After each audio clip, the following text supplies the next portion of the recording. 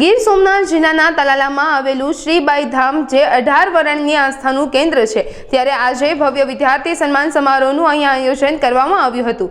કાર્યક્રમમાં તલાલા પંથકના તેજસ્વી વિદ્યાર્થીઓને સન્માનિત કરવામાં આવ્યા હતા। આ સાથે જ સમાજમાં વિશેષ સ્થાન ધરાવતા અને સેવાકીય કાર્યો કરતા મહાનુભાવોને શ્રીબાઈ એવોર્ડ આપીને તેમનું પણ સન્માન કરવામાં આવ્યું હતું।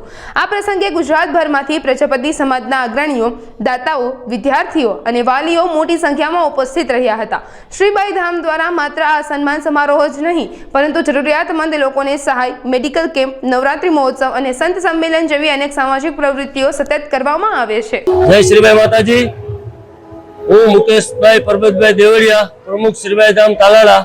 આજરોજ શ્રીબાઈ ધામ ખાતે શ્રી સોરઠિયા પ્રજાપતિ જ્ઞાતિના વિદ્યાર્થી સન્માન સમારોહનો કાર્યક્રમ હતો। તેમાં અંદાજે 350 વિદ્યાર્થી બાળકો અને બાળકીઓએ ભાગ લીધો અને આખા ગુજરાતમાંથી મોટાભાગના આજે આગેવાનો અને જ્ઞાતિ મંડળોમાંથી કાર્યકરો હાજર રહ્યા હતા। વિશેષમાં આજે સૌ પ્રથમવાર જે સમાજ માટે કાર્ય કર્યું હોય એવા જ્ઞાતિ રત્નોનું અમે આજે હર્ષ અને ખુશાલી સાથે બધાનું સન્માન કર્યું। એ પણ એક આજે આ દર વર્ષે હવે શ્રીબાઈ ધામ જે જ્ઞાતિ પ્રત્યે કાર્યકરો જે જ્ઞાતિમાં સેવા આપી અને કામ કરે છે એનું સન્માન કરશે। એટલે દર વર્ષે આ જ્ઞાતિ રત્નોનું અમે સન્માન કરવા જઈ રહ્યા છે।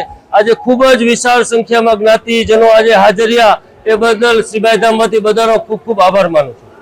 આવે છે નબળી જ્ઞાતિના જે માણસો હોય એને પણ સહાય કરવામાં આવે છે, સમૂહ લગ્ન જેવી કાર્ય કરવામાં આવે છે। અને આજે મંદિર બન્યું છે ત્યારે આજે સરકારે જે ગ્રાન્ટ આપી છે એ પણ ટૂંક સમયમાં શરૂ થશે અને જે પરિસર છે એ વિશાળ પરિસર બનાવવાનો છે। અને ખુશાલી સાથે એક જણાવવું છે કે જે ગંઢના અમારા દાતા છે દેવજીભાઈ, એના તરફથી આજે એક એવી જાહેરાત કરવામાં આવી છે કે તેઓ વિશાળ મહાકાય ગંઢ પોતાના ખર્ચે બનાવી અને શ્રીબાઈ ધામમાં મૂકશે।